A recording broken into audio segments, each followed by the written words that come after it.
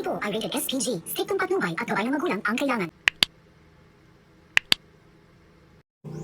Malakas nga ang kutob nga ni Emma na hindi nga ito tunay na anak ni Olive, si Angela. Kaya naman ay kinausap nga niya ito kung ano nga ba talaga ang tunay na sakit nga nito ni Angela. Sinabi naman ng bata na malubha raw ang kanyang karamdaman at hindi raw siya pwedeng kumausap na kahit kanino. Subalit ay hindi nga ito pinaniniwalaan ni Emma at ang hinala niya ay gawa-gawa nga lang ng kanyang nanay na si Olive ang sakit nga ng bata.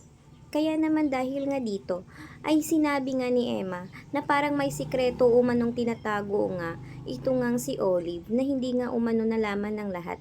Wala nga silang kaalam-alam na ang tunay na ina nga nito ni Angela ay ito nga talagang si Emma. Kaya naman ay naawa nga ito ngang si Emma sa bata dahil na rin sa sinapit niya na parang umano na ginagawan-gawa lang umano ito ng sakit. Wala nga silang alam na ito nga talagang si Emma ang tunay na anak. Kaya nang dahil nga dito ay nais pang alamin nga nito nga ni Emma kung ano nga ba talaga ang nangyari. Subalit ay papalayasin nga si Emma nito ni Olive dahil masyado umano itong pakialamera sa kanilang buhay. Subalit ay nagmamakaawa naman itong si Emma na wag umano siyang tanggalin sa trabaho dahil kailangan niya umanong magtrabaho para sa kanyang pamilya. Lalo pa sa ngayon ay mayroon na nga itong adopted child si Emma. Kaya naman ay pumayag naman nga itong si Olive sa isang kondisyon na wag umanong lapitan itong si Angela.